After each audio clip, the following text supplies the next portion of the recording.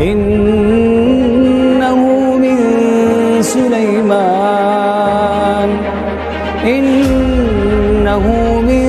Sulaiman wa innahu bismillahirrahmanirrahim.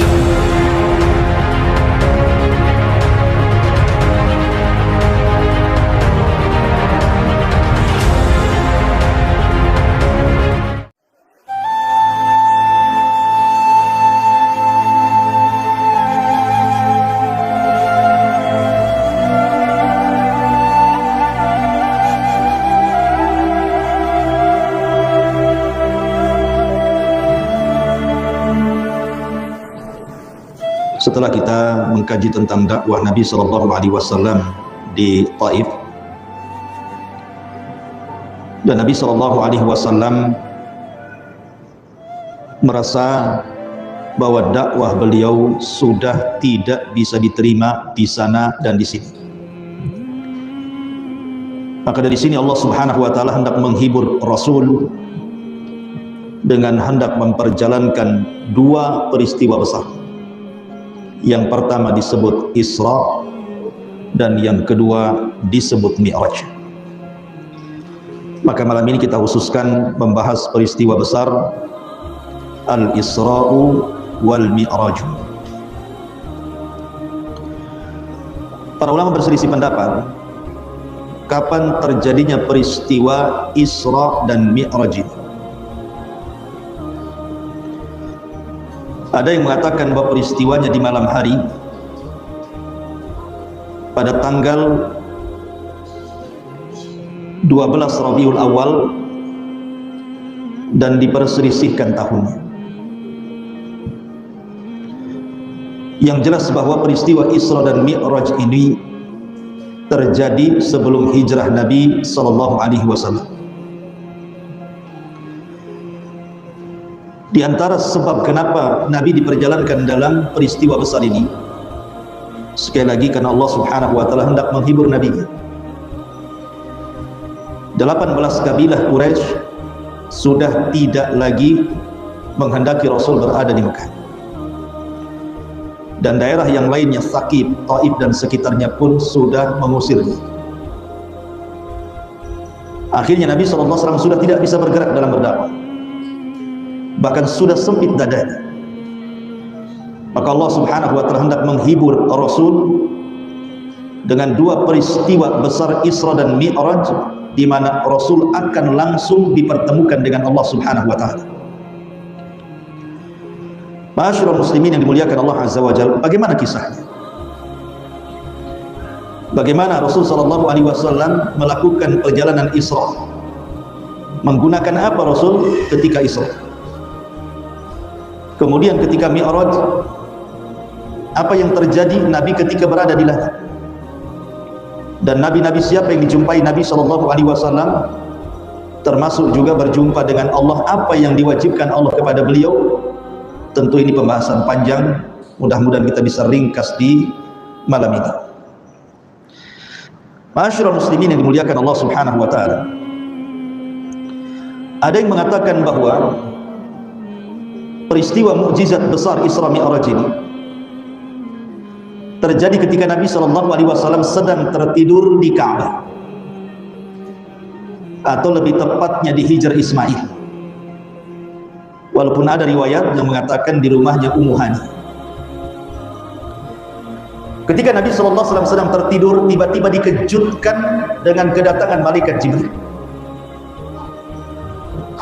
Maka Nabi SAW setelah kemudian berjumpa dengan Jibril, maka Nabi SAW melakukan pembelahan dada. Jadi Jibril dan juga malaikat yang lain datang kemudian membelah dada Nabi. Dan itu disyaratkan di dalam Al-Quran, alam nashrah laka sadrak. Terjadi silang pendapat berapa kali Nabi SAW dibelah dada itu, dan dibersihkan jantungnya dengan cara dicuci dengan air zam-zam di dalam bejana emas, kemudian dimasukkan iman dan hikmah. Ada yang mengatakan pembelahan dada itu terjadi 3 kali. Pertama, saat Rasul masih kecil, di usia 4, ada yang mengatakan 6 tahun, dalam pangkuan Halimah Sa'diyah. Kemudian peristiwa yang kedua, saat diangkatnya beliau menjadi Nabi dan Rasul, saat turun suratul Alaq. Dan yang ketiga, saat peristiwa Isra Mi'raj. Ini bagi yang berpendapat 3 kali pembelahan dada. Tapi pendapat yang masyhur bahwa Rasul cuma dibelah 2 kali. Saat masih kecil di pangkuan Halimah Sa'diyah, dan saat peristiwa mukjizat besar Isra dan Mi'raj.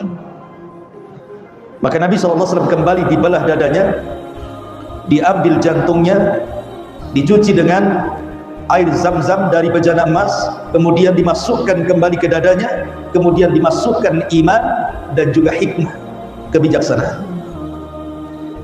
Kenapa Nabi SAW harus dibelah dada? Kemudian dibersihkan hatinya. Karena Nabi SAW akan melakukan perjalanan besar, akan diperlihatkan tanda-tanda kuasa Allah, akan diterbangkan ke langit yang belum pernah Nabi satupun sampai ke tempat yang akan dituju Nabi.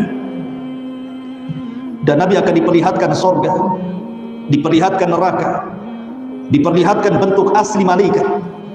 Ribuan malaikat akan berjumpa dengan Nabi, diperjumpakan dengan para nabi, sehingga butuh hati yang jernih.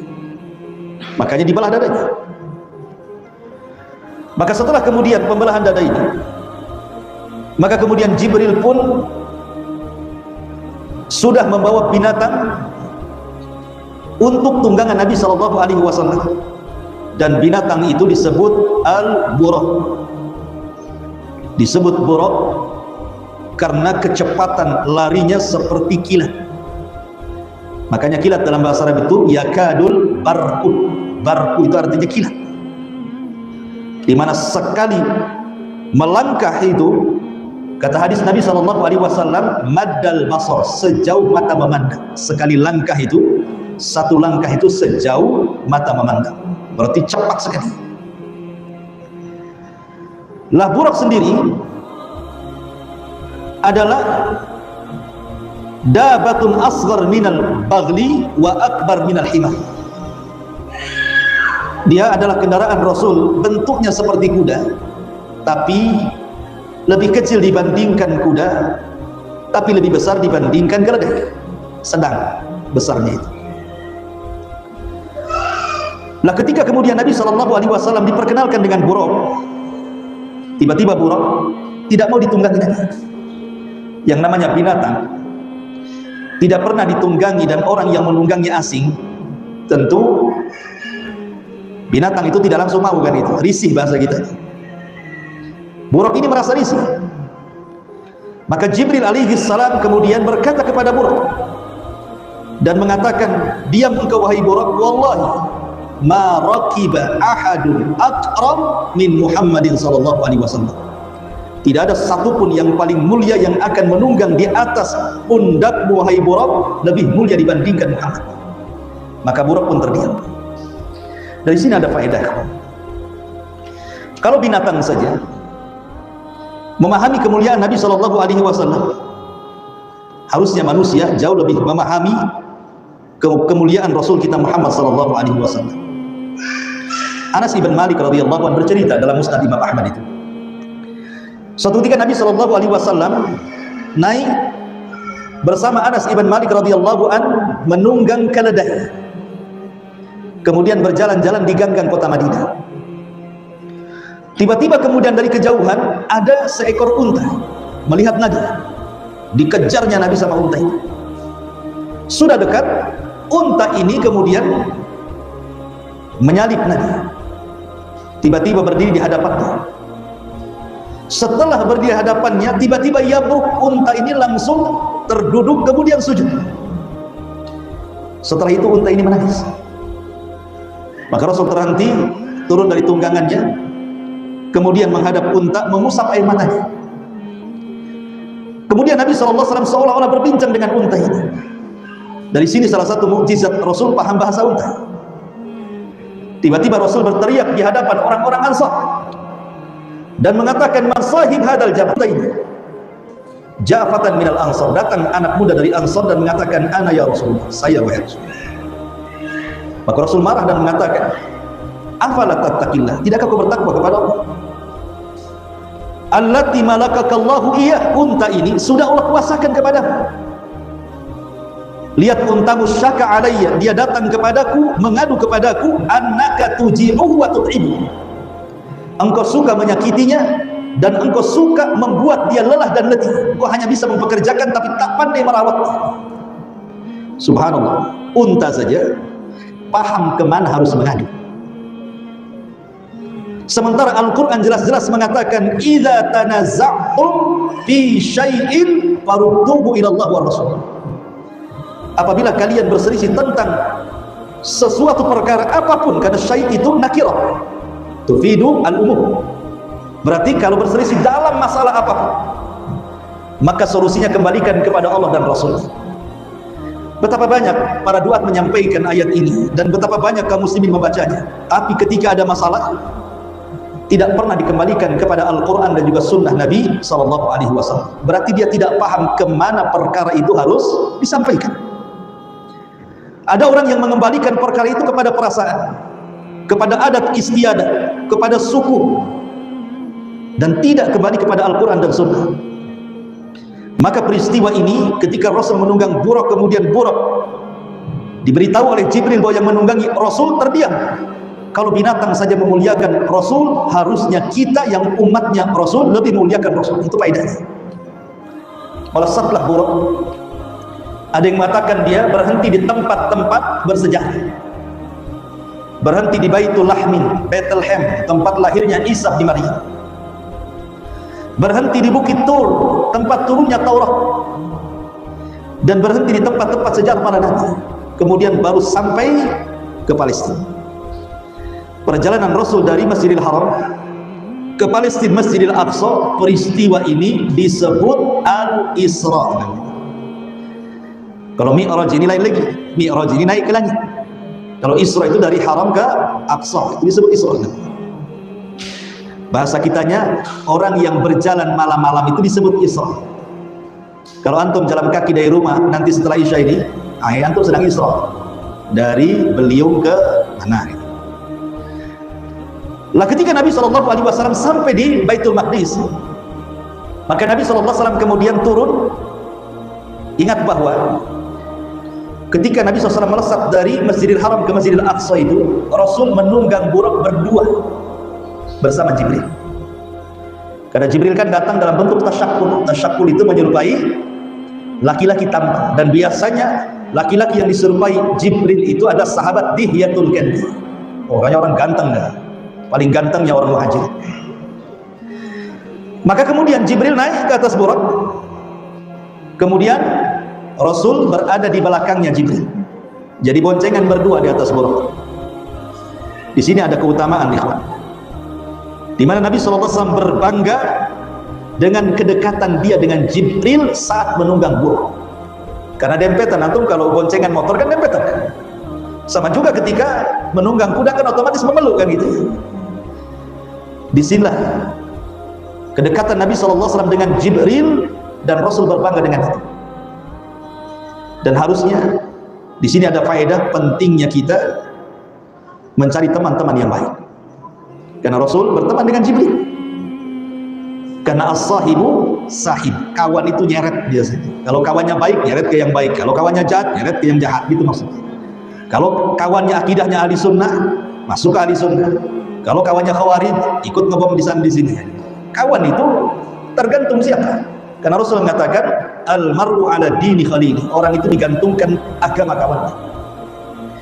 Lalu sesampainya di Baitul Maqdis, maka Rasul turun kemudian menambatkan buruk di tempat tambatan yang sekarang tempat tambatannya buruk itu menjadi tembok ratapan orang-orang Yahudi.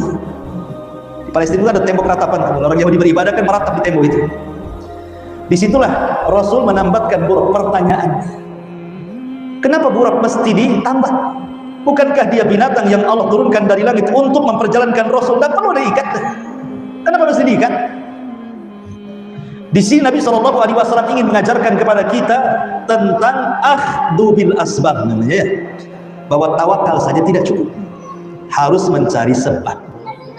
Nggak bisa tawakal itu Antum kosongkan rumah mau pulang kampung nih, jendela biarkan terbuka, dapur biarkan terbuka, pokoknya saya serahkan kepada Allah, langsung berangkat naik pesawat atau ke kampung. Pulang habis itu. Bukan hanya barang-barang berharga, sendok garpu hilang. Artinya bahwa tawakal itu tidak hanya sekedar menyandarkan diri kepada Allah saja, tetapi di situ ada namanya akhdhu bil asbab. Seperti mamanya antum ke masjid pakai motor, antum biarkan hidup motor kunci di situ, antum sholat, habis sholat hilanglah motor. Maka pertama kita tawakal kepada Allah, minta agar motor tidak dicuri dengan cara apa? Ambil kunci setang, kalau perlu gembok gitu ya, baru masuk masjid. Nah itu tawakal namanya. Itu maksudnya. Rasul mengajarkan tawakal itu harus ada akhdhu bil asbab, mengambil sebab. Kemudian Nabi SAW masuk ke Masjidil Aqsa, subhanallah. Disinilah terjadi ijtima'ul kubra, perkumpulan maha besar, maha dahsyat, maha agung. Karena Nabi SAW melihat di dalam Masjidil Aqsa itu penuh dengan para nabi. Kalau ada orang yang bertanya, bukankah para nabi sudah meninggal, berada di kuburan-kuburan mereka? Mungkinkah para nabi kemudian bangkit dari kuburan, kemudian mendatangi Masjidil Aqsa dan berkumpul di Masjidil Aqsa? Maka ulama mengatakan maksudnya Allah menggambarkan kepada Rasul, memberikan gambaran. Jasad Nabi dijaga, memang tidak dimakan, tapi tidak mungkin kemudian orang mati hidup lagi kan gitu. Jadi ruh para nabi itu pada melesat dari mana-mana, kemudian berjumpa di Masjidil Aqsa, kemudian ditampakkan kepada Nabi SAW. Dan itu perkumpulan terbesar satu dunia dalam sejarah. Kumpul semua para nabi. Mana ada ijtima, perkumpulan yang dihadiri banyak orang-orang hebat gitu ya, berkumpul satu dunia. Ini semua nabi dan rasul berkumpul di situ, ikhwan. Maka disebut ijtima'ul kubra namanya.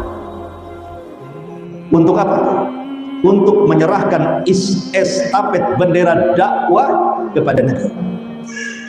Karena zaman mereka sudah berlalu dengan kematian mereka. Maka Nabi SAW menjadi imam para nabi, imam dia, sholat. Pertanyaannya, kewajiban sholat 5 waktu aja belum ada, Nabi kan belum naik ke langit. Kenapa Rasulullah SAW sholat dan mengimami manusia? Paham ya? Kan belum ada sholat. Sholat itu naik dulu ke langit, baru diwajibkan sholat, kemudian Rasul sholat. Kok sudah ada sholat di situ? Maka kita katakan, ya memang kewajiban sholat 5 waktu itu setelah peristiwa Isra Mi'raj. Tapi bukan berarti sebelum itu Rasul tidak sholat. Ada Rasul sholat 2 rakaat di waktu pagi dan 2 rakaat di waktu petang. Itu sholat Nabi. Sebelum ada sholat 5 waktu. Jadi pagi sama petang saja. Makanya Nabi SAW sholat dan menjadi imam. Di sini ada pelajaran besar, ikhwan, ketika Rasul menjadi imam seluruh para nabi itu di belakangnya. Seolah-olah semua para nabi itu menyerahkan estafet dakwah kepada Nabi SAW. Ini giliran wahai Muhammad. Dan di sini ada isyarat bahwa seluruh tempat-tempat dakwah para nabi akan sampai Islam di sini.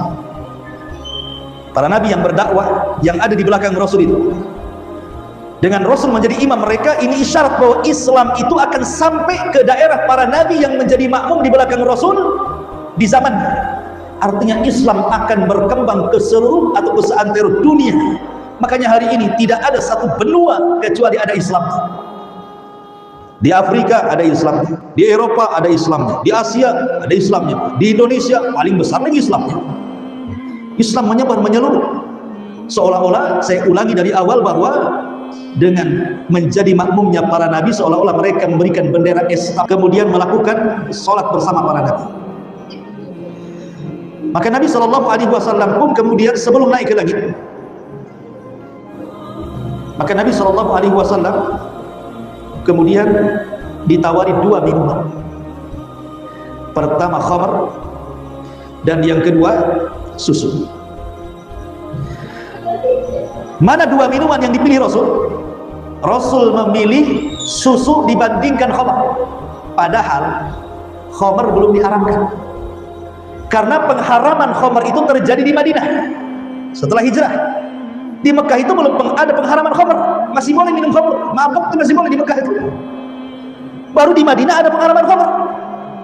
Artinya ketika Nabi SAW disodorkan 2 minuman, khamar dan juga susu, khamar tidak dilarang.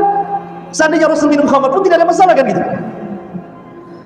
Tetapi ketika Nabi SAW memilih susu, maka dikatakan kepada Nabi SAW, asabtal fitrah, asabtal fitrah. Kemudian wa hudiyat ummatuka, engkau sudah mencocoki fitrahmu dan umatmu akan diberikan hidayah sesuai dengan fitrahmu. Coba kalau seandainya Rasul ngambil khamr dan khamr tidak diharamkan, mungkin antum sambil ngaji minum khamr tuh. Mungkin itu aqua gelas ini isinya itu brandy apa lagi, kalau dulu cap janggut gitu, tua macam-macam. Tetapi Rasul tidak memilih khamr, memilih susu, karena tahu secara fitrah khamr itu memang memabukkan dan madaratnya lebih besar dibandingkan manfaatnya. Ma'asyiral muslimin yang dimuliakan Allah Azza wa Jalla. Kemudian baru setelah itu Rasul sallallahu alaihi wasallam melakukan peristiwa yang disebut dengan Mi'raj. Apa itu Mi'raj? Mi'raj itu artinya tangga, atau bahasa kerennya eskalator. Itu Mi'raj itu artinya, Mi'raj itu eskalator. Antum pernah naik ke mall, eskalator itu disebut Mi'raj, tangga itu. Bagaimana Nabi SAW bisa naik ke langit? Dengan apa Rasul bisa naik ke langit? Tidak dikisahkan seperti apa Rasul naik ke langit. Apakah Rasul menunggang buruk? Tidak. Buruk itu hanya sampai di Masjidil Aqsa. Yang jelas bahwa Nabi SAW dibawa oleh Jibril naik ke langit. Bagaimana caranya? Wallahu a'lam. Karena langit itu tinggi, kuat. Bintang yang paling dekat dengan bumi saja untuk mencapai dengan jarak cahaya itu bisa 3 tahun itu, kata teori fisika gitu. Paling tinggi itu. Artinya bahwa perjalanan sedemikian tinggi, macam mana caranya itu? Terlebih-lebih harus melewati langit pertama, kedua, ketiga, keempat, yang jarak antara satu langit ke langit kedua saja dalam riwayat Abdullah ibn Mas'ud itu sejarak 500 tahun perjalanan per langit. Ini 7 lapis langit. Butuh berapa tahun sampai di sana itu? Tetapi kuasa Allah Subhanahu wa ta'ala tidak perlu bertahun-tahun, bahkan tidak perlu berhari-hari, cukup 1 malam. Jibril membawa Rasul naik ke langit. Pertanyaannya, kenapa naik ke langit harus dari Masjidil Aqsa? Kenapa nggak dari Mekah saja langsung? Kan gitu ya. Dari Mekah langsung aja ke langit gitu ya. Kenapa mesti ke Masjidil Aqsa dulu? Jawabannya satu, karena pintu langit itu sejajar dengan Masjidil Aqsa. Yang kedua, Masjidil Aqsa itu adalah tempat berkumpulnya para nabi. Maka Nabi SAW pun harus sampai ke situ dan berkumpul bersama para nabi. Dan Masjidil Aqsa sendiri adalah kiblat bagi kaum muslimin. Bahkan kita dilarang safar dalam niat ibadah kecuali ketiga masjid: Haram, Nabawi, Aqsa. Maka Aqsa ini masjid yang luar biasa, dimiliki para nabi dan tempat bersejarah, milik semua manusia Aqsa. Dan kelak di akhir zaman, Masjidil Aqsa dan umumnya Palestina, jantung kota Syam, akan menjadi tempat berdirinya khilafah kaum muslimin di bawah bendera Al-Mahdil Muntadhar Muhammad ibn Abdullah. Naiklah Rasul SAW ke langit pertama. Kemudian dibukakanlah langit pertama itu. Sebelum dibuka, malaikat penjaga langit bertanya dulu, "Man, siapa?" Kata Jibril, "Ana Jibril." Saya Jibril, kata. "Wa man ma'ak?" Siapa yang bersamamu? Muhammad. "Awa qad uhiya ilaih." Sudah diperintahkan dia boleh naik ke langit. Lihat bagaimana security langit, kok bisa tegas kayak gitu ya. Ini yang naik Jibril. Jibril itu kepalanya malaikat. Kok berani-beraninya nih anak buah Jibril ini ngomong sama kepalanya, "Siapa kamu?" "Saya Jibril." "Siapa yang bersamamu?" "Muhammad." "Sudah diizinkan orang yang kau bawa naik?" Coba seandainya di Batam ini ada kepala bagian gitu, bawa orang masuk ke parkiran, kata satpam, "Siapa kamu?" "Enggak kenal aku. Aku ini pimpinan di sini." Kan gitu ya. Terus siapa yang mau ngapain mau tanya-tanya? Kan gitu dimarahi, besok dipecat dia. Coba lihat, menunjukkan bahwa malaikat itu bertugas bukan karena Jibril, walaupun dia kepalanya kan gitu, dia pimpinannya, tapi dia bertugas karena Allah Subhanahu wa Ta'ala. Dia harus memastikan langit itu aman, karena langit itu ala malaikat masalahnya. Tidak sembarang orang naik turun itu. Makanya pintu langit juga difirmankan dalam Al-Quran, At-Tariq, wa ma adraka mat-tariq, an-najmu sakit. Tariq itu artinya orang yang mukul pintu, tuk tuk tuk, itu namanya tariq. Lalu apa yang diketuk itu? Pintu langit. Artinya pintu langit tak sembarang main buka tutup dia. Kapan dibuka, kapan ditutup, ada waktunya. Seperti ketika ruhnya seorang mukmin dicabut, kemudian dibawa oleh malaikat ke langit, baru dibuka tuh pintu langit sampai ke langit ketiga. Atau ketika peristiwa Isra Mi'raj, Rasulullah SAW kemudian membuka pintu langit. Atau setiap hari asar dan juga subuh, malaikat yang mencatat kebaikan di siang dan di malam hari naik, baru dibuka pintu langit. Jadi tidak sembarang pintu langit main buka gitu saja. Makanya kemudian untuk memastikan langit aman, tegas nih security langit ini, siapa yang bersama Muhammad, sudah diizinkan dia masuk? Sudah, silakan naik dia. Rupanya pertama kali berjumpa dengan siapa? Nabiullah Adam alaihi salam. Berjumpa dengan Adam alaihi salatu wassalam. Kemudian dipandangnya Adam alaihi salatu wassalam. Kata Jibril, itu adalah buyutmu Adam, ucapkan salam kepadanya. Maka Nabi SAW mendekat Nabiullah Adam yang tingginya itu 30 hasta, lebarnya 7 hasta, besar. Kemudian Rasul mengatakan assalamualaikum. Maka Adam mengatakan waalaikumsalam, marhaban bibnin saleh wa nabiyyin saleh. Selamat datang anakku yang saleh dan nabiku yang saleh. Adam bangga dengan Rasul, makanya menyebutnya dengan kalimat bibnin saleh, anakku yang saleh. Dari sini ada faedah bahwa anak yang soleh itu akan menjadi kebanggaan orang tuanya, ya kan? Banyak orang-orang tua itu kalau melihat anaknya soleh, oh kalau tahu anak saya soleh, saya buat waktu saya masih muda 10 anak biar kayak dia semuanya. Sekali anaknya tolah-toleh, gak jelas. Kalau tahu akan begini, nak, waktu bayiku injak leher biar mati sekali. Kan gitu ya. Nggak bangga orang tua itu melihat anak yang kurang ajar. Tapi kalau anak yang soleh bangga, karena anak yang soleh itu aset terbesar dalam kehidupan. Idza mata ibnu Adam inqata amaluhu illa min salatin, sadaqatin jariyah aw ilmin yuntafa'u bihi aw waladin salihin yad'u. Atau anak yang soleh yang mendoakan. Kemudian Rasul heran memandang Adam, karena Adam sekali-kali menengok ke kanan begini, tiba-tiba tersenyum. Tapi kalau menengok ke kiri seperti ini, tiba-tiba pula menangis. Sehingga kemudian Rasul bertanya kepada malaikat Jibril, kenapa Adam seperti itu? Maka Jibril mengatakan, apabila dia memandang ke arah kanan, wahai Muhammad, sesungguhnya dia melihat umatnya, yang sebagian umatnya masuk ke dalam surga. Bahagia Adam, tersenyum dia.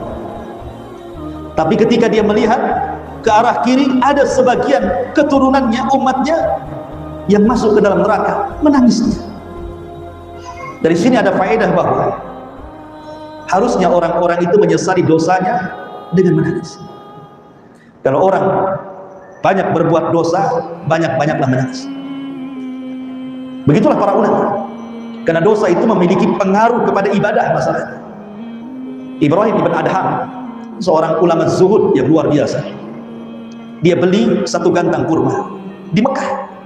Ada orang jual kurma, beli dia kurma 1 gantang. Rupanya di bawah gantang ada 1 biji kurma jatuh.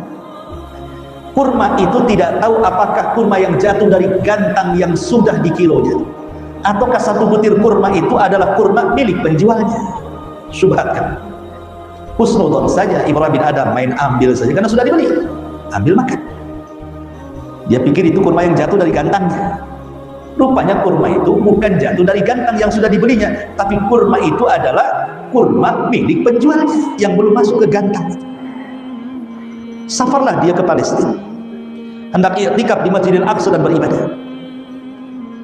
berbulan-bulan dia di situ atau berhari-hari selama dia di Masjidil Aqsa, i'tikaf, qiyamul lail, baca doa, ibadah, tidak khusyuk, enggak khusyuk, susah untuk khusyuk, sehingga dia berpikir, kenapa, ada apa dengan ibadahku itu?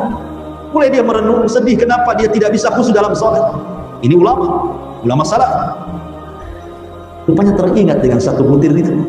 Jangan-jangan gara-gara satu butir itu, satu butir kurma yang kumakan, ini pula yang menyebabkan ibadahku terganggu. Coba. Akhirnya dia safar balik lagi ke Mekah gara-gara satu butir kurma. Balik dia ke Mekah, cari tukang jual itu. Rupanya yang jual berbeda pula. Yang tadinya tua sekarang jadi muda. Kemudian ditanya, mana Pak tua yang jual kurma itu? Kata penjual, ini maaf dia sudah meninggal. Wah, langsung sak dada. Berarti gak akan ketemu dengan orang. Kamu siapanya? Saya anaknya, Pak. Oh, kalau begini-begini, dulu waktu bapakmu yang jualan, aku pernah membeli kurma. Di kolong gantang ada satu butir kurma, karena aku sangka itu kurma yang jatuh dari gantangku. Tolong ikhlaskannya. Kata anaknya, bagi saya sih kalau hanya sebutir kurma, apalah artinya, saya ikhlaskan. Masalahnya bapak saya anaknya 10. Ada di mana-mana gitu kan, bayangkan. Akhirnya dia nyari anaknya satu-satu, minta diikhlaskan satu-satu itu, bayangkan. Setelah mendapatkan keikhlasan anak-anaknya, barulah dia khusyuk ibadah. Itu lihat ulama dulu ya, luar biasa. Kalau antum ini beli dulu, belum dibeli, main ambil, makan kecut, nggak jadi, nggak dibayar tuh yang satu karena kecut. Ya selalu aja tuh ibadah itu, karena dari dulu nggak pernah khusyuk, ya biarin aja kan. La haula wala quwwata illa billah. Artinya bahwa Nabi Adam alaihi salatu wassalam itu menangis karena melihat umat yang berdosa. Kemudian Rasul sallallahu alaihi wasallam naik lagi ke langit kedua. Berjumpalah Rasul dengan Nabi Allah Isa dan juga Yahya alaihi wassalam. Kata Jibril, ucapkan salam kepada mereka. Maka Rasul mengatakan assalamualaikum. Maka Nabi Isa dan Yahya mengatakan waalaikumsalam, marhaban bi sahibin saleh wa nabiyyin saleh. Selamat datang temanku yang saleh dan nabiku yang saleh. Kalau ada mengatakan anakku yang saleh, kalau ini temanku yang saleh dan nabiku yang saleh. Dari sini juga penting kita itu mencari teman yang saleh. Makanya Hasan Al-Basri rahimahullahu taala mengatakan apa? Istaghfiru bi sahibikumus saleh fa innahu yanfa'ukum yaumal qiyamah. Perbanyak teman-teman yang saleh karena itu akan menjadi manfaat bagi kamu saat nanti pada hari kiamat. Karena mereka juga akan memberikan syafaat kepada kita. Makanya ada satu kisah yang disebut dengan Suqul Jannah, Suq al-Jannah, pasar surga. Surga juga ada pasar sama. Jadi pasar ini bukan tempat jual beli, surga nggak ada jual beli. Tapi pasar ini tempat orang bereuni. Jadi orang-orang yang pernah kita kenal di bumi kemudian masuk ke dalam surga, reuninya itu tiap Jumat itu di pasar itu. Kemudian mereka mendiskusikan, mereka ingatlah kehidupan di dunia dulu, kita kerja bakti ngocor jalan dari ujung sana ke rumah Pak G sampai ke sana. Nanti itu diceritakan itu. Bakar-bakar ikan. Satu ambil kepala, satu ambil. Jadi semua akan diceritakan. Semua akan diceritakan. Jadi akan bahan cerita. Jadi mereka akan tahu kehidupan dunia. Tiba-tiba kemudian salah seorang di antara mereka nyeletuk, kawan kita itu yang selalu sama kita hadir di situ itu mana? Kok tidak nampak? Maka kemudian malaikat memberitahu huwa finnar, dia di neraka. Maka ketika tahu bahwa temannya ini masuk neraka, maka sepakat nih kawan-kawan dia yang soleh yang masuk ke dalam surga langsung mengangkat tangan kepada Allah, ya Rabb, la taqtamilu ladzatina hatta tukhrijahu minan nar. Ya Rabb, jangan kau sempurnakan kenikmatan kami sampai kau keluarkan kawan kami dari neraka itu. Lihat, makin banyak kawan yang soleh, makin banyak memberikan syafaat kepada kita. Makanya Hasan Al-Basri mengatakan perbanyak teman-teman yang soleh sebanyak-banyaknya, karena itu akan bermanfaat bukan hanya di dunia sampai ke akhirat. Ma'asyiral muslimin yang dimuliakan Allah. Kemudian naik lagi ke langit ketiga, berjumpa dengan siapa? Di langit ketiga berjumpa dengan Nabi Yusuf. Dan Nabi SAW diberitahu oleh Allah bahwa Yusuf itu memiliki ketampanan separuh ketampanan Adam. Jadi separuh ketampanan Adam ini tampannya dibagi dua. Yang separuhnya untuk umatnya, keturunannya sampai kiamat, separuhnya lagi khusus untuk Nabi Yusuf. Makanya wajar kalau Yusuf ketampanannya mengalahkan seluruh turunan Adam, karena yang separuh itu rame-rame gitu ya dari turunan Adam, yang separuhnya khusus bagi Nabi Yusuf. Makanya ketampanan Yusuf itu jadi fitnah jadinya, sampai-sampai ketika wanita-wanita istri-istri pejabat itu yang awalnya melecehkan Zulaiha, kemudian membuat super hoax dan mengatakan, ngapain si Zulaiha itu, masa budaknya digoda, dia kan pejabat, gak malukah dia? Kata Zulaiha, awas saja, belum tahu dia siapa budak.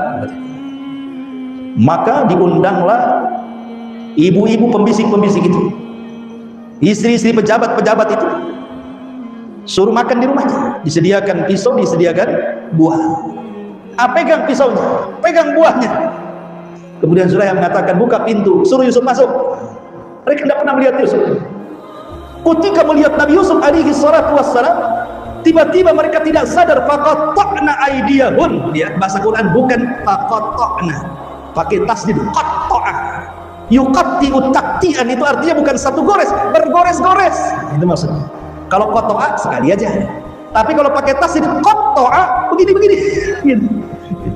Kemudian mengatakan, hasyalillah, ini bukan manusia ini, in hadza illa malakun karim, jangan-jangan ini malaikat katanya, ini bukan orang ini katanya. Sampai ngomong gitu mak, terfitnah dengan ketampanan Nabi Yusuf. Ada juga yang berpendapat, wallahu a'lam, bahwa ketampanan Adam itu dibagi dua. Satu, separuhnya dibagi Yusuf, separuhnya dibagi kepada Rasul kita Muhammad SAW. Tapi ketampanan Nabi tidak membuat fitnah, hanya menampakkan haibah karismatik yang luar biasa. Tapi ketampanan Yusuf ini membuat fitnah kaum hawa. Ada yang mengatakan seperti itu.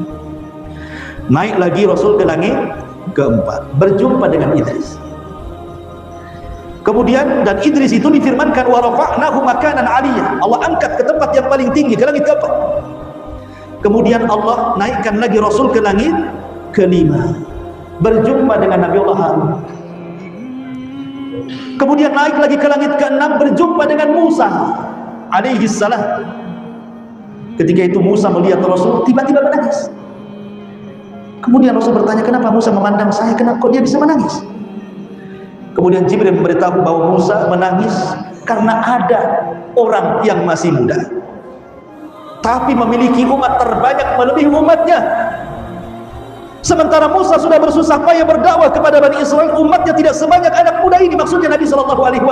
Menangis dia. Di sini ada faedah ya, harusnya orang itu punya kecemburuan ketika melihat temannya jauh lebih soleh dibandingkan kita, gitu. Masa dia hafal 2 juz, 1 juz amma janda, saya harus juga gitu maksudnya. Jadi ada fastabiqul khairat.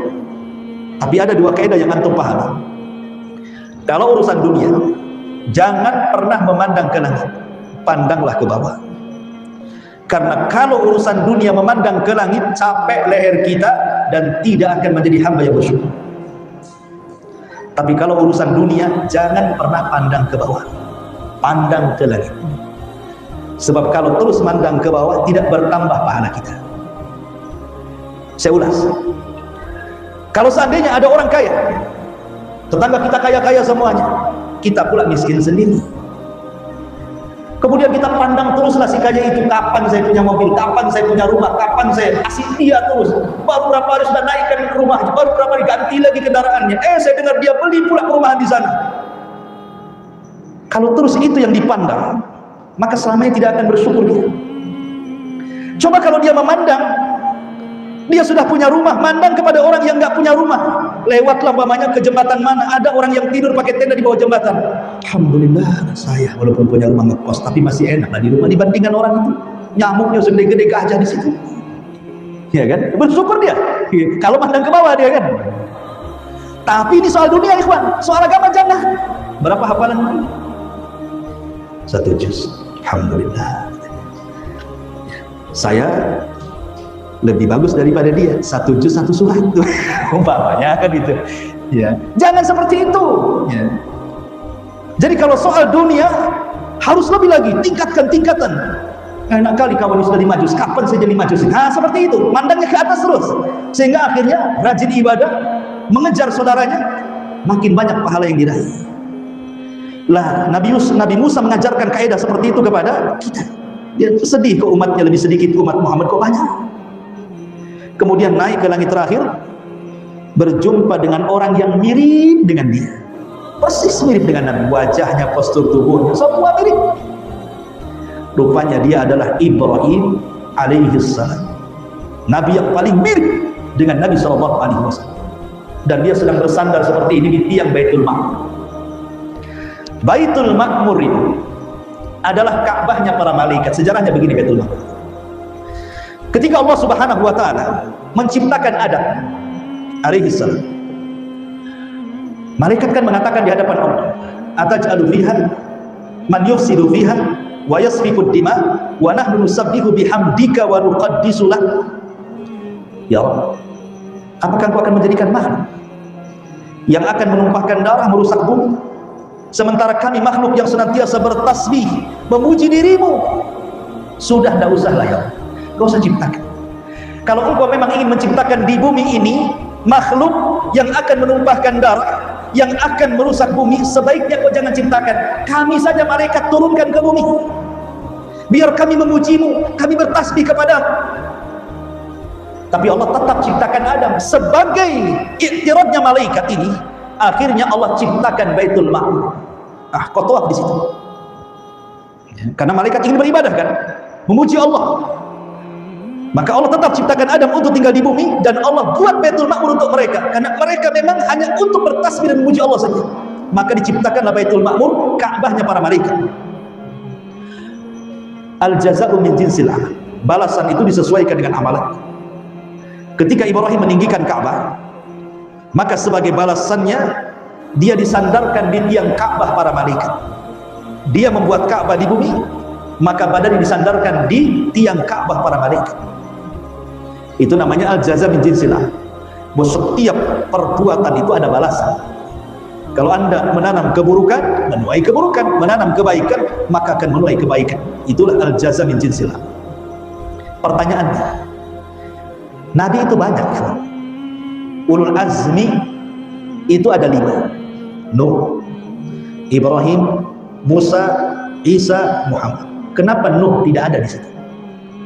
Ya kan? Nuh nggak ada kan di situ.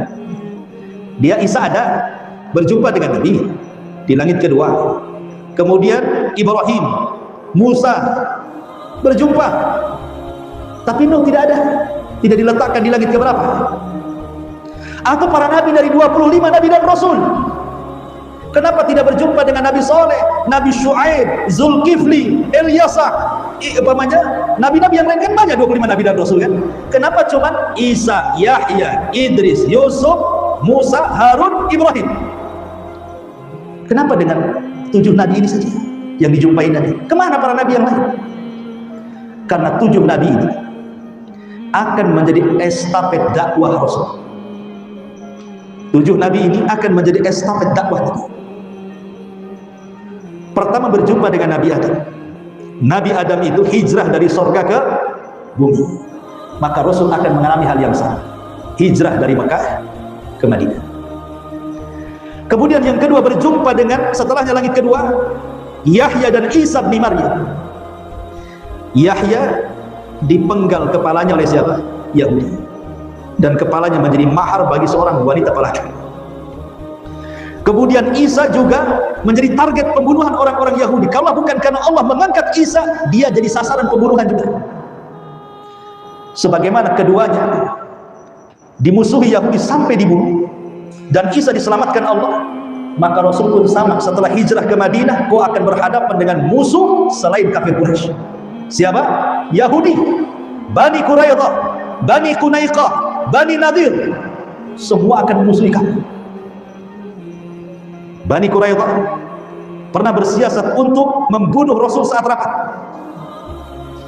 Kata pembesar mereka, nanti kalau Muhammad datang di rumah tempat kita rapat ini, naiklah satu orang ke atap, bawa batu besar, jatuhkan tepat di kepalanya.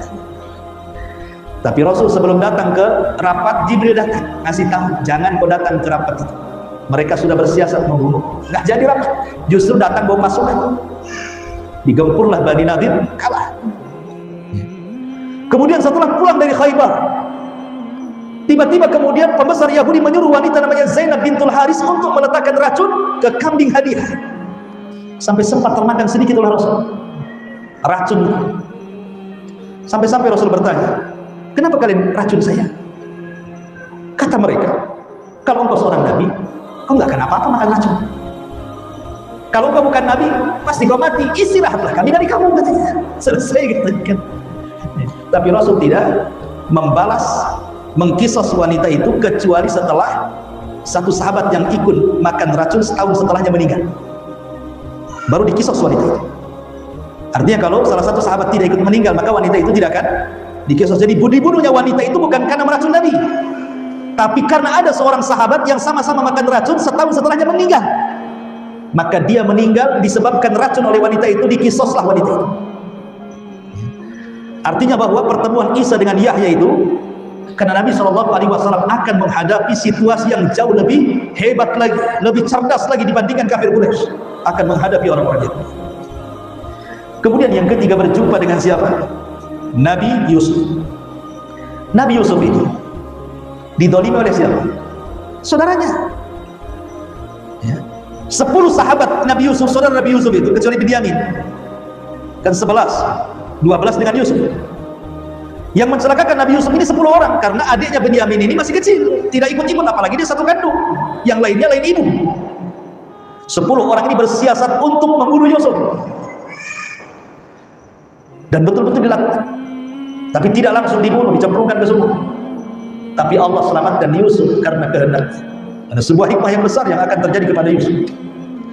Artinya sebagaimana Yusuf juga akan dimusuhi oleh keluarganya, maka dakwahmu juga kurang lebih. Siapa yang pertama musuh dakwah Nabi? Abu Lahab. Dia yang pertama musuh dakwah Nabi. Sehingga turun ayat tabat yada abi lahabin wa tab. Kemudian naik lagi ke langit berapa? Keempat, berjumpa dengan Idris alaihi salam. Sebagaimana Idris itu diangkat dari bumi ke langit, dan Allah katakan wa rafa'nahu makanan aliyya, kami angkat derajatmu wahai Idris, maka Allah pun akan mengangkat derajat Rasul, sehingga Allah firmankan wa rafa'na laka dzikra, kami angkat juga penyebutanmu. Tenang wahai Muhammad, sekalipun anak-anakmu mati semuanya, Qasim meninggal, Abdullah meninggal, At-Tayyib meninggal, Ibrahim meninggal, kamu tidak akan terputus nasab. Kau akan diangkat oleh Allah Azza wa Jalla, sebagaimana Idris juga diangkat ke langit keempat. Kemudian naik lagi ke langit kelima, berjumpa dengan Harun. Harun ini orangnya lembut dibandingkan Musa, orangnya keras. Itu kakak beradik. Harun itu jadi nabi karena Musa yang minta, ya Allah jadikan saudaraku nabi. Maka Allah angkat Harun jadi nabi. Hanya gara-gara Musa ini pelat ngomongnya, karena ketika bayi makan bara api. Ada yang mengatakan seperti itu kisah. Di suatu ketika Musa bayi digendong Fir'aun, dijambak janggutnya. Kok bayi punya tenaga kuat sampai tersukulah si Fir'aun. Gak dijambak bayi. Kok kuat ini bayi ini? Kata Fir'aun, jangan-jangan ini bayi yang saya mimpikan. Hampir dibunuh. Datang Asya bintu Muzahim, diambillah bayi itu, jangan dibunuh. Itu bayi tidak berakal. Ah bukan, kata Fir'aun, ini bayi yang kumimpikan nih, katanya. Kata Asya, kalau tidak percaya, ujilah bayi itu. Bayi ini masih merangkak. Diletakkan satu bara api, satu pula kurma. Ini bayi ini sudah merangkak ke kurma tuh. Tapi Jibril membelokkan untuk mengambil bara api. Diambilnya bara api, dimakan oleh anak bayi itu. Bayi makan bara api, tempatkan lidahnya, pelatlah Musa sebab itu. Makanya dia ketika datang kepada Fir'aun mengatakan, Rabbi israhli sadri wa yassirli amri wahlul uqdah, lepaskan ikatan lidahku ini, pelatku ini, sehingga tidak pasti kalau ngomong. Yang kau supaya mereka paham dengan bahasa. Tahu Musa ini bukan seorang orator dan punya abang Harun seorang orator, maka dia minta kepada agar ditemani abangnya Harun berdialog dengan Fir'aun. Dan Harun itu lembut sekali, sehingga dicintai Bani Israel. Kalau Musa keras, makanya tidak disukai Bani Israel, tapi ditakuti. Ya, maka lembutlah engkau dalam berdakwah wahai Muhammad seperti lembutnya Harun, supaya dicintai umat. Kemudian kemudian naik lagi ke langit. Yang keenam berjumpa dengan Musa. Musa itu nabi yang paling sabar. Macam-macam godaan Bani Israel kepada Musa itu, sampai kepada masalah pribadi. Gara-gara tidak mau mandi sama-sama di sungai, maunya Musa menyendiri saja, diturunlah Musa. Oh, jangan-jangan Musa itu punya penyakit di badannya, jangan-jangan banyak uratnya itu di badannya itu. Akhirnya Allah ingin membuktikan bahwa badan Musa itu badan yang serak, yang indah, yang tidak dimiliki badan-badan Bani Israel. Ketika mandi, diletakkan bajunya di atas batu, batunya pula lari. Dikejar sama Musa ini, pakaianku jangan dibawa gitu. Lari di batu ini. Rupanya lari, lewatlah di pemandian Bani Israel. Musa mengejar-ngejar, gak peduli dengan Bani Israel dalam kondisi telanjang. Bani Israel melohok saja. Terima Musa ngapain itu? Mereka memandang badan Nabi Musa serak, kekar, bagus, indah. Baru dari situ mereka sadar, gak benar tuduhan mereka. Musa itu pemandu, gak mau mandi sama-sama. Hanya itu saja. Tapi sampai dituduh masalah privasi loh ya.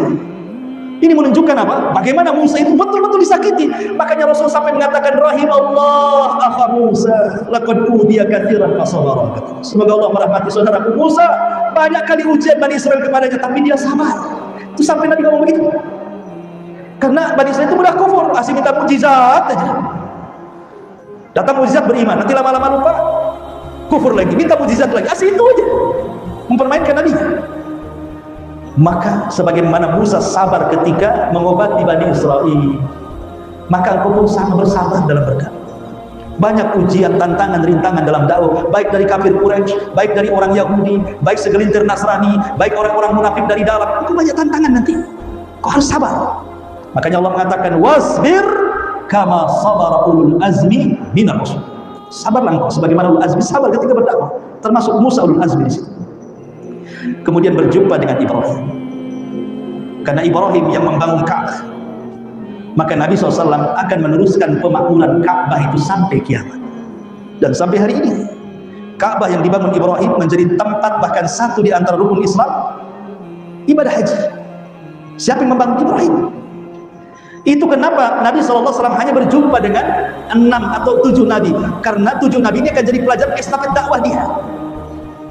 Itulah diantara hikmah dan faedahnya kenapa hanya dengan 7 Nabi ini saja. Baru setelah itu Rasulullah SAW naik ke Baitul Ma'mur, dilihatnya banyak malaikat. Kemudian diceritakan kepada Rasul, sesungguhnya setiap hari malaikat yang masuk ke Baitul Ma'mur tawaf dan beribadah di Baitul Ma'mur itu setiap hari 70.000 malaikat masuk. Sebesar apa tuh? Baitul Ma'mur 70.000 malaikat masuk setiap harinya. Selesai mereka ibadah tawaf, keluar, tidak pernah kembali. Besoknya masuk 70.000 malaikat yang sama, beribadah satu hari, kemudian keluar, tidak pernah kembali. Besoknya datang dengan jumlah yang sama, keluar, tidak pernah kembali. Begitu sampai malaikat. Pertanyaannya, berapa jumlah malaikat itu? Makanya Allah mengatakan, wa ma ya'lamu junuda rabbika illahu wa ma huwa illa dzikra lil bashar. Tidak ada yang tahu jumlah tentara malaikat kecuali Allah. Ketika Rasul melihat banyaknya para malaikat itu, terasa terhina, rendah diri, merendah diri, melihat ke bawah ke bumi, lihat manusia-manusia yang kufur dengan Allah Subhanahu wa taala, kemudian memandang ke atas ribuan para malaikat yang beribadah. Coba bayangkan, apa Allah berhajat dengan manusia sementara Allah sudah punya hamba-hamba yang beribadah? Walaupun satu dunia manusia kufur, tidak akan mengurangi kekuasaan Allah. Walaupun satu dunia beriman, tidak pun menambah kekuasaan Allah. Masyarakat muslimin yang dimuliakan Allah Azza wa Jalla, segitu banyak malaikat. Ada Rasul itu menceritakan, ada malaikat sejak diciptakan sampai kiamat sujud aja nggak bangkit-bangkit. Ada diciptakan ruku saja nggak bangkit-bangkit. Ada yang bertasbih-tasbih sampai kiamat. Dan tidak ada 4 jari kecuali ada malaikat. 4 jari ada malaikat, 4 jari ada malaikat. Terbentang langit itu seberapa lebarnya itu? Coba bayangkan. Setiap langit ada malaikat. Makanya ketika Allah menceritakan tentang hari kiamat, wa futihatis sama fakanat abwaba. Ketika pintu-pintu langit dibuka pada hari kiamat, malaikat keluar semua dari langit. Baru Allah gulung langit itu seperti menggulung kertas. Banyaknya malaikat.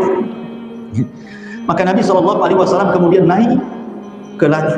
Dilihatnya berbagai macam makhluk yang luar biasa. Ingat ikhwan, kalau orang semakin tinggi naik ke langit, maka bumi ini semakin kecil. Coba antum naik pesawat ya. Naik pesawat nih, pesawat baru hanya 10 kaki, masih nampaklah kepala orang.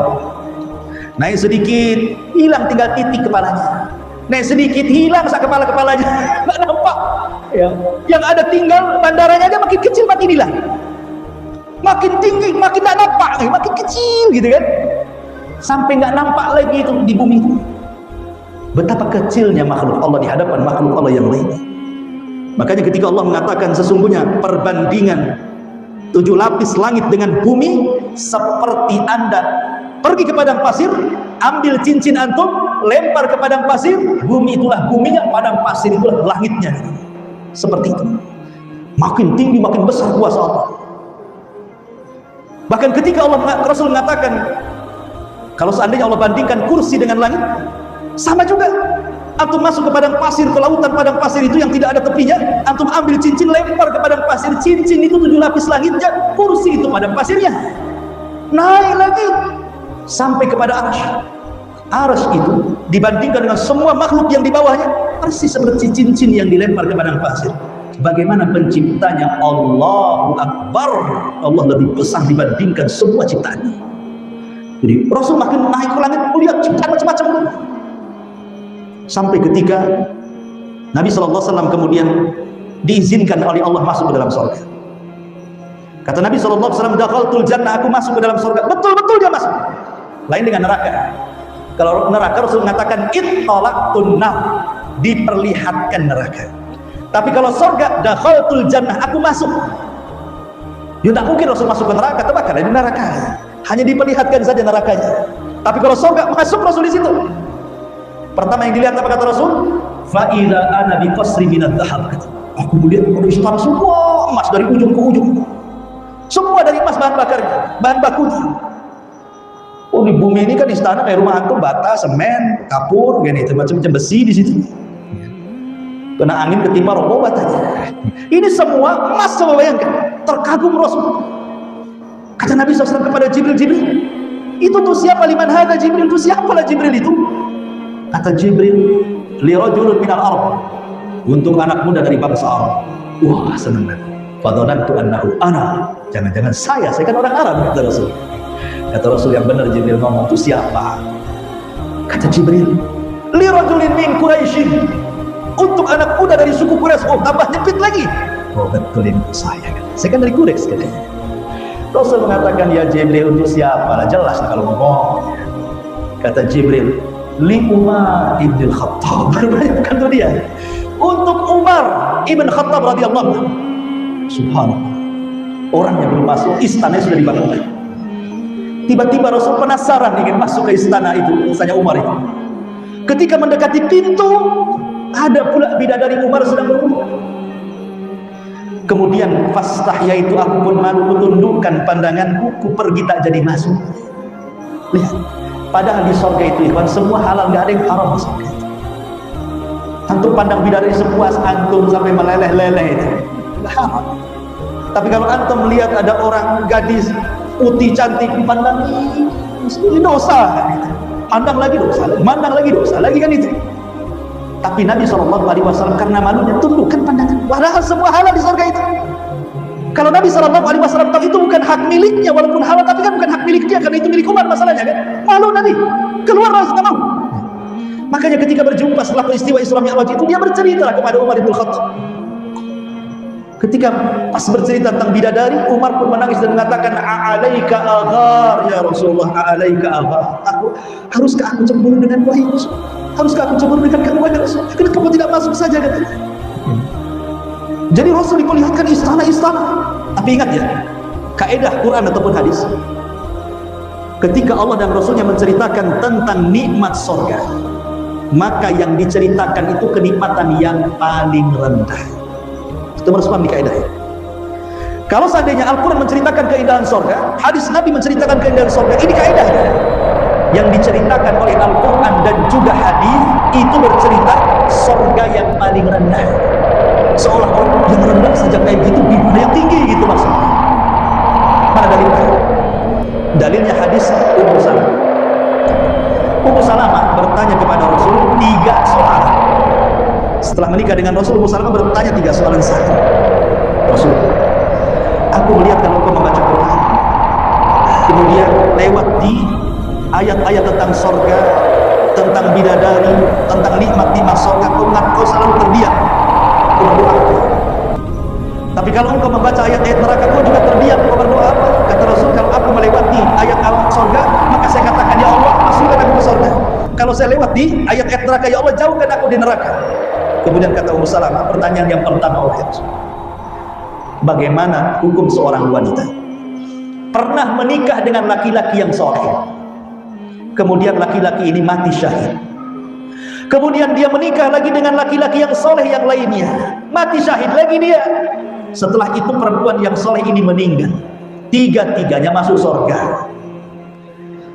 Dengan siapa saya harus menikah di surga? Mana pasangan saya? Apakah dengan suami yang pertama ataukah dengan suami yang kedua? Maka Rasul mengatakan, engkau akan perempuan itu akan bersama suaminya yang terakhir. Kenapa Ummu Salamah bertanya soal ini kepada Rasul? Karena ada sejarah. Ummu Salamah ini punya suami namanya Abu Salamah. Bapaknya Abu Salamah, kan anaknya kan Salamah namanya. Bapaknya dipanggil Abu Salamah, ibunya dipanggil Ummu Salamah karena punya anak Salamah. Ummu Salamah itu cinta mati dengan Abu Salamah, dan Abu Salamah cinta mati dengan Ummu Salamah. Tidak ada laki-laki terbaik di hatiku melebihi Abu Salamah. Kata Abu Salamah, tidak ada perempuan terbaik di hatiku selain daripada Ummu Salamah. Itu luar biasa cintanya Abu Salamah kepada Ummu Salamah kepada Abu Salamah. Ketika perang Uhud, Abu Salamah mati syahid. Mati syahid. Maka Nabi SAW bertakziah kepada Ummu Salamah dan mengajarkan doa, quli ya Ummu Salamah, Allahumma ajurni fi musibati. Katakan wahai Ummu Salamah, ya Allah, berikan ganjaran akan musibah yang menimpaku. Katakan. Dan ini doa sunnah, kalau antum ditimpa musibah, ucapkan kalimat itu. Maka diucapkanlah oleh Ummu Salamah, Allahumma ajurni fi musibati, ya Allah, berikanlah pahala untukku karena musibah yang menimpa. Sampai di sini tidak, Rasul mengatakan, katakan juga Ummu Salamah, Allahumma akhlufli khairan min Abi Salamah. Ya Allah, gantikan untukku kalau memang ada ganti yang jauh lebih baik daripada Ummu Salamah. Kata Ummu Salamah, inna lillahi wa inna ilaihi raji'un ya Rasul. Saya tidak mungkin mengatakannya, karena tidak ada laki-laki yang paling kucintai melebihi Abu Salamah. Gitu. Kata Rasul, sudah katakan saja. Kata Ummu Salamah, tidak wahai Rasul. Kata Rasul, katakan. Tidak, katakan. Sampai 4 kali baru dia mengatakan, Allahumma lubli khairan min Abi Salamah. Ya Allah, kalau memang ada ganti, ya minimal yang lebih baik daripada Abu Salamah. Kenapa Ummu Salamah tidak mau mengatakan kalimat ini? Karena ada wasiat. Sebelum Abu Salamah meninggal dunia, saat detik-detik wafatnya itu, ngomong sama Ummu Salamah, ya Ummu Salamah, istriku, kalau memang aku meninggal, tolong jangan kau menikah lagi. Tapi kalau engkau yang meninggal dulu, aku berjanji tidak akan menikah lagi, supaya engkau dan aku menjadi suami istri di surga. Kata Ummu Salamah, siap wahai suami. Jadi ada wasiat masalah. Maka Rasulullah mengatakan seperti itu, ya tidak maulah Ummu Salamah kan? Karena dia sudah berjanji dengan Abu Salamah masalahnya. Tapi karena Nabi yang memerintahkan, nggak boleh menolak perintah Nabi. Maka dia pun berdoa, Allahumma akhlufli khairan min Abi Salamah. Ya Allah, gantikan kalau memang ada, tapi syaratnya harus lebih baik daripada Abu Salamah. Ketika masa iddahnya selesai, datang Abu Bakar melamar. Kata Ummu Salamah, maaf Abu Bakar, Abu Salamah lebih baik daripada kamu, pergilah Abu Bakar. Datang Umar, jawabannya sama, maaf Umar, Abu Salamah lebih baik dibandingkan kamu. Datang sahabat-sahabat, ini yang datang bukan sahabat kaleng-kaleng, kibar sahabat, sahabat-sahabat besar, semua ditolak oleh Ummu Salamah. Maaf, tidak ada manusia terbaik di hatiku melebihi Abu Salamah. Akhirnya nggak berani lah sahabat datang lagi. Datang Nabi melamar Ummu Salamah. Mungkin Ummu Salamah mengatakan, Abu Salamah lebih baik dibandingkan engkau ya Rasul, kurang ajar namanya kan. Nabi yang datang. Kalau Nabi yang datang tak mungkin lah ngomong gitu Ummu Salamah kan. Tapi karena Ummu Salamah juga masih terngiang dengan ucapan Abu Salamah, maka dia mencari-cari alasan untuk tidak menikah dengan Rasul dengan 3 alasan. Bukan berarti aku menolak pinanganmu wahai Rasul, cuman aku punya 3 syarat. Apa 3 syarat kata Nabi? 1, aku dah tua Nabi, masa kau mau menikah dengan wanita tua? Yang kedua, anakku banyak, yatim-yatim semuanya, engkau akan terbebani dengan anak-anakku wahai Rasul. Oke. Yang ketiga ini aku wanita pecemburu berat ya Rasul. Istrimu banyak. Kalau aku menikah dengan kamu, bagaimana kalau aku cemburu? Bisa berabe rumah tangga. Ini penolakan halus sebenarnya. Rasul terdiam dan berpikir sesaat. Kemudian kata Rasul, baik, saya jawab. Adapun engkau tua, aku juga sudah tua. Salah orang tua menikah dengan orang tua? Salah orang tua menikah dengan orang tua. Kakek menikah dengan nenek salah? Boleh, tidak ada masalah. Kadang kalau sudah tua itu menikah untuk teman hidup kan begitu ya. Karena Rasul itu niatnya ingin menjadi kafil anak yatim. Makanya kata Rasul, adapun anak-anakmu, anak-anakku juga loh, kata Rasul. Rasul ingin menjadi kafilnya anak yatim. Jadi ini pelajaran bagi siapapun yang menikahi janda yang punya anak, jangan mau sama ibunya saja. Anaknya juga akui sebagai anak. Itu anak kita, walaupun anak bawaan. Adapun sifat pecemburu, aku akan berdoa kepada Allah, mudah-mudahan Allah hilangkan cemburu. Maka Rasul berdoa, hilanglah cemburu dari Ummu Salamah. Masalahnya lafaz doanya tidak ada ya. Sampai riwayatnya sampai di sini. Ya. Coba kalau ada kan, gimana lafaznya bisa dihafal gitu ya. Saya yakin nomor satu antum yang paling pertama berdoa, ya Allah, hilang cemburunya. Misalnya kawin 4 antum. Nggak ada cemburu satu dengan yang lain. Masyaallah muslimin yang dimuliakan Allah Azza wa Jalla. Yang ingin saya katakan dari awal, kenapa kaidah surga itu dipilih daripada kaidah yang paling rendah? Jawabannya di soalan kedua. Kemudian Ummu Salamah bertanya Rasul, apakah wanita-wanita yang di surga, bidadari-bidadari surga yang kau baca dalam Al-Quran, yang kau selalu membaca sifat-sifatnya begitu indah, tiba-tiba ada wanita ahli dunia masuk ke dalam surga, lebih baik mana? Lebih indah siapa? Wanita ahli dunia yang masuk ke dalam surga ataukah bidadari-bidadari surga, wahai Rasul? Kata Nabi SAW, tentu bidadari surga jauh lebih indah, wanita-wanita dunia yang masuk surga jauh lebih indah dibandingkan bidadari-bidadari surga, wahai Ummu Salamah. Kenapa kata Ummu Salamah? Ya, karena wanita-wanita dunia sholat, bidadari tak sholat. Wanita dunia puasa, bidadari tak puasa. Wanita dunia sedekah, bidadari tak sedekah. Mereka sudah tercipta seperti itu, tapi wanita dunia harus bersikeras, ijtihad, betul-betul sungguh-sungguh menghabiskan waktunya hanya untuk meraih dan masuk ke dalam surga. Maka yang sungguh-sungguh masuk ke dalam surga jauh lebih baik dibandingkan bidadari. Dari sini kaidahnya terjawab. Al-Quran hanya menceritakan bidadari, tapi tidak menceritakan perempuan dunia yang masuk ke dalam surga. Maka ketika kemudian kaidahnya bidadari ini diceritakan sedemikian indahnya, padahal itu serendah-rendah sifatnya, kalau sifatnya dalam Al-Quran, berarti yang lebih tinggi dibandingkan itu jauh lebih indah dibandingkan bidadari. Itu paham di sini?